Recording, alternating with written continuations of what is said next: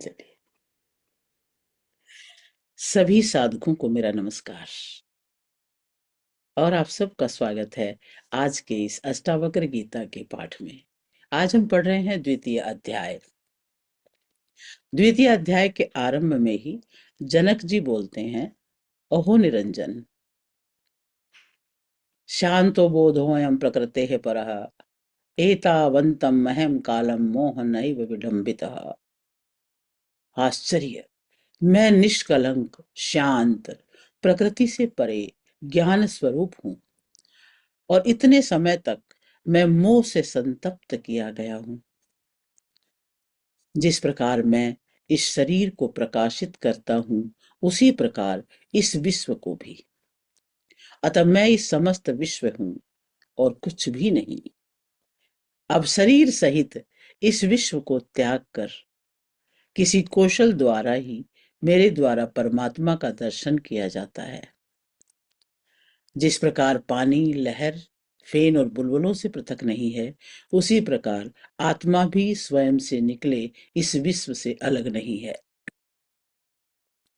जिस प्रकार विचार करने पर वस्त्र धागा मात्र ही ज्ञात होता है, उसी प्रकार ये समस्त विश्व आत्मा मात्र ही है। जिस प्रकार गन्ने के रस से बनी शक्कर उससे ही व्याप्त है, उसी प्रकार ये विश्व मुझसे ही बना है और निरंतर मुझ में ही व्याप्त है। आत्मा अज्ञानवश ही विश्व के रूप में दिखाई देती है। आत्मज्ञान होने पर ये विश्व दिखाई नहीं देता। रस्सी अज्ञानवश सर्प दिखाई देती है, रस्सी का ज्ञान हो जाने पर सर्प दिखाई नहीं देता। प्रकाश मेरा स्वरूप है, इसके अतिरिक्त मैं और कुछ नहीं हूं। वह प्रकाश जैसे इस विश्व को प्रकाशित करता है, वैसे ही इस मैं भाव को भी। आश्चर्य है, यह कल्पित विश्व अज्ञान में मुझ में दिखाई देता है, अज्ञान से मुझ में दिखाई देता है, जैसे सीप में चांदी, रस्सी में सर्प और सूर्य किरणों में पानी। मुझसे उत्पन्न हुआ विश्व मुझ में ही विलीन हो जाता है, जैसे घड़ा मिट्टी में, लहर जल में और कड़ा सोने में विलीन हो जाता है। आश्चर्य है, मुझको नमस्कार है। समस्त विश्व के नष्ट हो जाने पर भी जिसका विनाश नहीं होता, जो तृण से ब्रह्मा तक सबका विनाश होने पर भी विद्यमान रहता है। आश्चर्य है, मुझको नमस्कार है। मैं एक हूँ, शरीर वाला होते हुए भी, जो न कहीं जाता है न कहीं आता है, समस्त विश्व को व्याप्त करके स्थित है। आश्चर्य है, मुझको नमस्कार है, जो कुशल है, जिसके समान कोई और नहीं है, जिसने इस शरीर को बिना स्पर्श किए हुए इस विश्व को अनादिकाल तक धारण किया हुआ है। आश्चर्य है, मुझको नमस्कार है, जिसका ये कुछ भी नहीं है और जो भी वाणी और मन से समझ में आता है, ये सब जिसका है। ज्ञान, ज्ञेय और ज्ञाता, ये तीनों वास्तव में नहीं है। ये जो अज्ञानवश दिखाई देता है, वो निष्कलंक मैं ही हूं। द्वैत भाव, भेद करना सभी दुखों का मूल कारण है। इसके अतिरिक्त कोई और औषधि नहीं है। ये जो दिखाई दे रहा है, वो सब असत्य है। मैं एक चैतन्य और निर्मल हूं। मैं केवल ज्ञान स्वरूप हूं। अज्ञान से ही मेरे द्वारा स्वयं में अन्य गुण कल्पित किए गए हैं। ऐसा विचार करके मैं सनातन और कारण रहित रूप में स्थित हूँ। न मुझे कोई बंधन है, न कोई मुक्ति का भ्रम है। मैं तो शांत और आश्रय रहित हूँ। मुझ में स्थित ये विश्व भी वस्तुतः मुझ में स्थित नहीं है। ये निश्चित है कि ये शरीर सहित यह विश्व अस्तित्वहीन है। केवल शुद्ध चैतन्य आत्मा का ही अस्तित्व है। अब इसमें क्या कल्पना की जाए। शरीर, स्वर्ग, नरक, बंधन, मोक्ष और भय, ये सब कल्पना मात्र भी है। इनसे मुझ चैतन्य रूप का क्या प्रयोजन। आश्चर्य है कि मैं लोगों के समूह में भी दूसरों को नहीं देखता हूँ, वो भी निर्जन ही प्रतीत होता है। अब मैं किससे मोह करूं? न मैं शरीर हूं, न शरीर मेरा है, न मैं जीव हूं, मैं चैतन्य हूं। मेरे अंदर जीने की इच्छा ही मेरा बंधन है, बंधन थी। आश्चर्य है, मुझ अनंत महासागर के चित्त वायु उठने पर ब्रह्मांड रूपी विचित्र तरंगे उपस्थित हो जाती हैं। मुझ अनंत महासागर में चित्त वायु के शांत होने पर जीव रूपी वणिक का संसार रूपी जहाज जैसे दुर्भाग्य से नष्ट हो जाता है। आश्चर्य है, मुझ अनंत महासागर में जीव रूपी लहरें उत्पन्न होती हैं, मिलती हैं, खेलती हैं और स्वभाव से मुझ में ही प्रवेश कर जाती हैं। कहा जाता है, अष्टावक्र द्वारा रचित महागीता का एक श्लोक हजार मणिकों की तुलना में अधिक मूल्यवान है, क्योंकि अष्टावक्र गीता के श्लोकों में गागर में सागर भरने जैसा है। लोकहित के लिए गीता बहुत ही महत्वपूर्ण ग्रंथ है, जिसे पढ़ना आवश्यक है। तो इस अध्याय में हमने जाना कि मैं कभी बंधा हुआ था ही नहीं, तो मुक्त कैसे हूं? कभी बंधा तो था ही नहीं। बंधन और मुक्त होने की चाह तो मेरी कल्पनाएं हैं। सच्चा आत्मा न तो जन्म लेता है, न मरता है, न किसी कर्म का फल भोगता है। साक्षी भाव में रहने से संसार स्वप्न जैसा दिखता है और आनंद बाहर नहीं, भीतर से फूटता है। कर्म करते हुए भी अकर्ता रहना है। कर्म तो शरीर करता है, मन सोचता है, इंद्रियां अनुभव करती है, पर मैं तो इनमें से कुछ हूं ही नहीं। इसलिए कर्म करता हुआ भी बंधता नहीं हूं। और मनुष्य इसलिए दुखी रहता है क्योंकि वो स्वयं को सीमित मान लेता है। मैं छोटा हूं, मैं असहाय हूं, मेरे पास नियंत्रण नहीं है। और जब तक ऐसा कहेंगे तभी तक दुख है। लेकिन जैसे ही ये कहता हूं कि मैं असीम हूं, मैं परमात्मा का अंश हूं, तो तुरंत दुख समाप्त। मुक्ति कोई प्राप्त करने की आवश्यकता नहीं है, समझने की आवश्यकता है कि तुम सदैव मुक्त हो। दिखाई देने वाला संसार बदलता है, पर तुम तो उसे देखने वाले हो। अपरिवर्तनीय हो, निराकार हो, शाश्वत चेतना हो। तो राजा जनक को भी ये अनुभूति हो गई थी कि मेरे अंदर तो शांति का सागर है। मैं मौन में डूबा हूं, मुझे अब किसी बात की चिंता नहीं, क्योंकि मुझे पता है कि मैं सब कुछ हूं और फिर भी कुछ भी नहीं हूं। ये अध्याय हमें ये याद दिलाता है कि ज्ञान समय से नहीं, जागरण से मिलता है।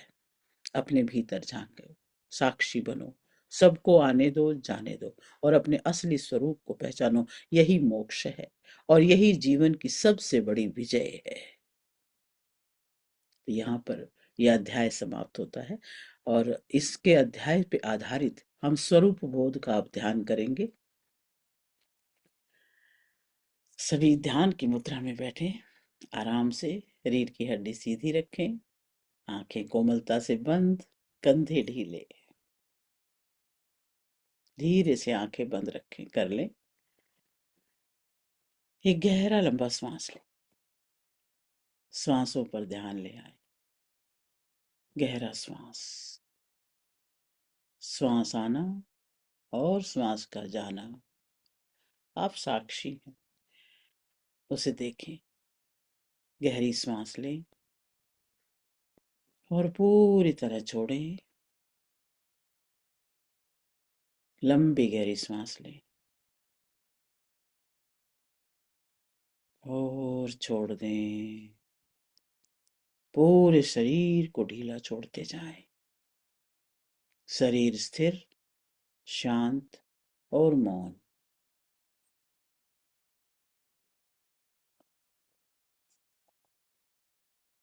अपना ध्यान अपने शरीर को दृष्टा भाव से देखने में लेके जाएं। अपने पैरों की उंगलियों से लेकर सिर तक शरीर को देखें, महसूस करें और सारे तनाव को पिघलने दें।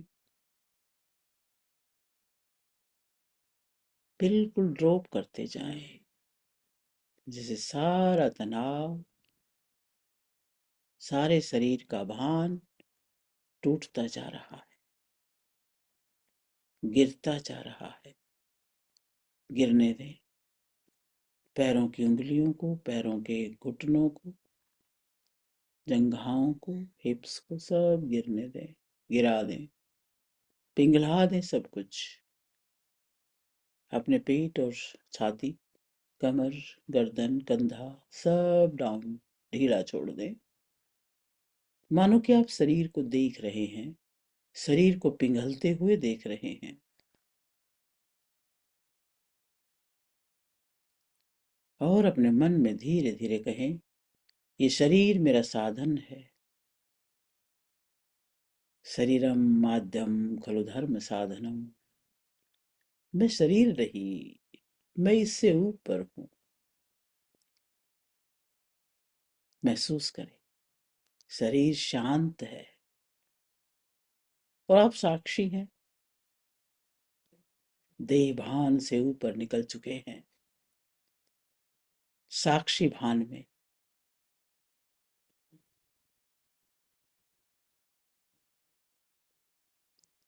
और अब इस भान से ऊपर उठकर अब अपने मन की गतिविधियां देखें। आप एक विशाल आकाश हैं और आकाश में बादलों का आना जाना। ठीक उसी प्रकार विचारों का आना जाना।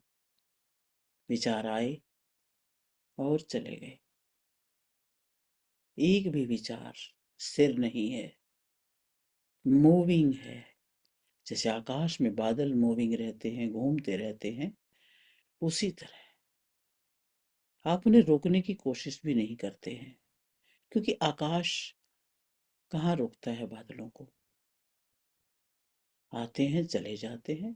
आकाश वही असीम है, वही गहरा है। गहरेपन में ही वो नीलापन है। आप सिर्फ देख रहे हैं। विचार गुजर रहे हैं, धीरे धीरे दोहराए। विचार आते हैं और जाते हैं, पर मैं तो उनके बीच में स्थिर हूं, निश्चल हूं। मैं मन नहीं, मन का साक्षी हूं।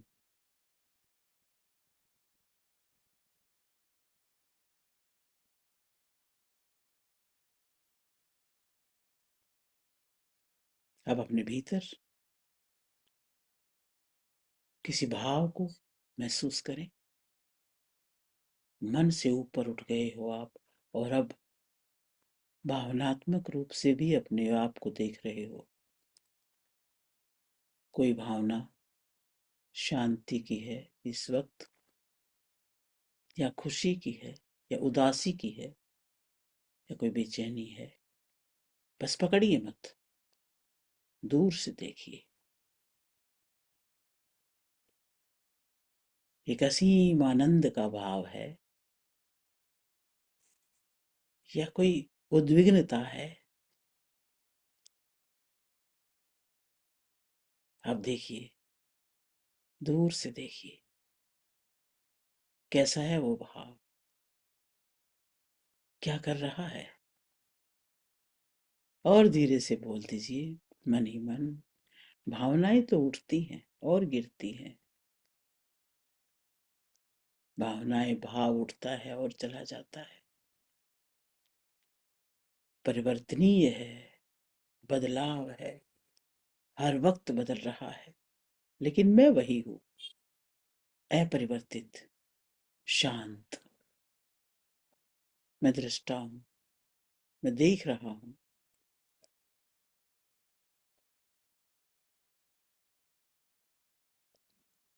अब अपने ध्यान को और भीतर अपने हृदय केंद्र पे लेके आए।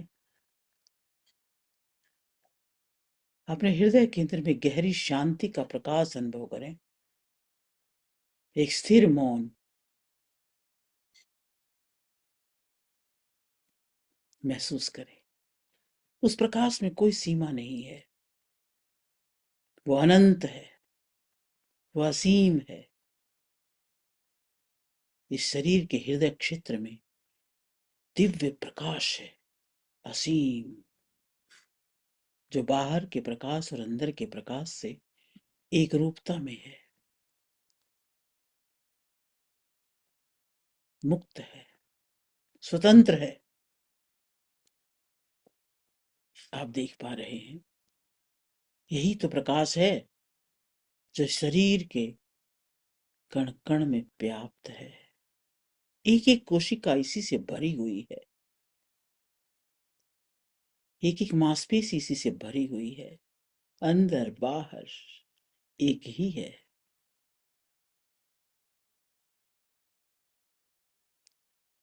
भीतर ही भीतर दोहराएं, मैं शरीर नहीं, मैं मन भी नहीं, मैं भावनाएं नहीं, शुद्ध चैतन्य हूं,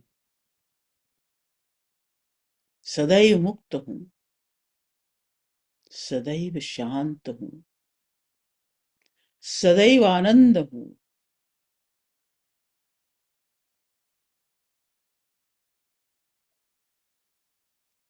और दिव्य मौन में रहते हुए इस सत्य को अपने हृदय में उतरने दें, इस अनुभव में डूब जाएं, गहरे में डूबे जाएं, इस आनंद और स्वतंत्रता के भाव में, इस दिव्यता के भाव में, इस असीम अस्तित्व के भाव में अपने आप को ठहरा ले। ओ,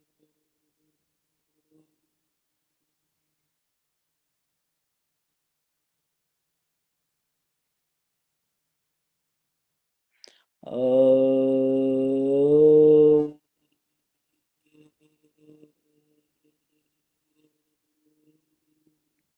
ओ,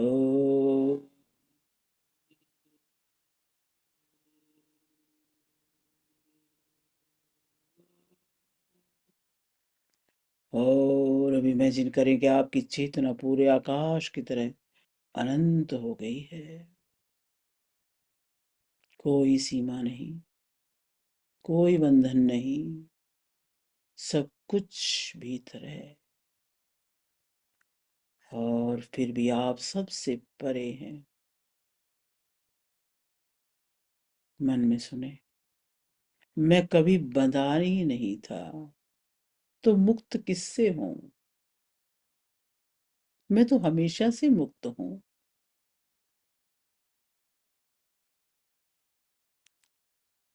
इस मुक्त भाव को गहरे में उतरने दें। आप मुक्त हैं, सर्वत्र व्याप्त हैं, आप ही तो हैं, दूसरा तो है ही नहीं। एकत्व का भाव,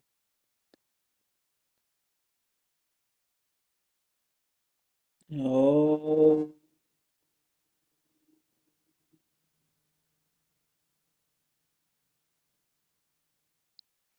ओ, ओ,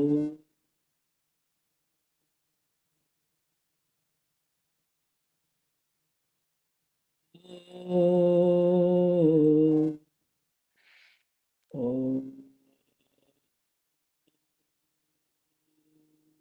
ओ, दोनों हाथ अपने हृदय पे रखें, अनुभव करें, गहरे में उतरते हुए अनुभव करें।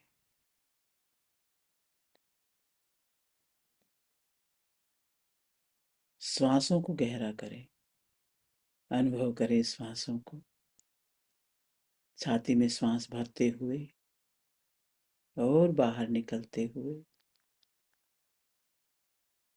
धीरे धीरे स्वाभाविक चेतना में वापस आना है। अपने आप को महसूस करना शुरू करें, आसपास के वातावरण को अनुभव करें, हाथों पैरों की उंगलियों को, त्वचा को अनुभव करें।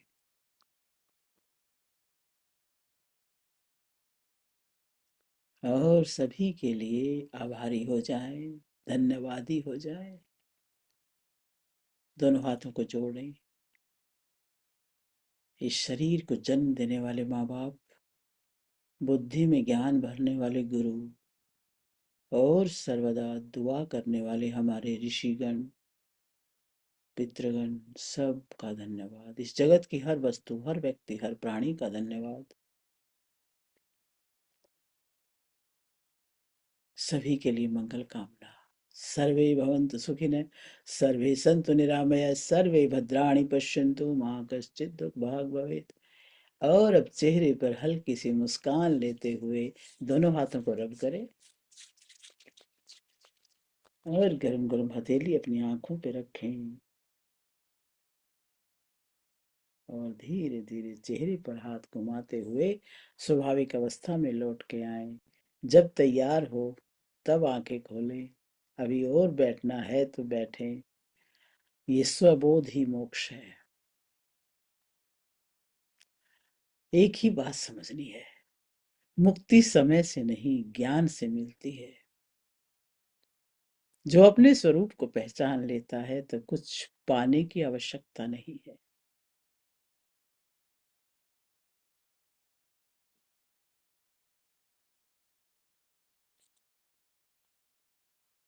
धीरे धीरे वापस आए सहज अवस्था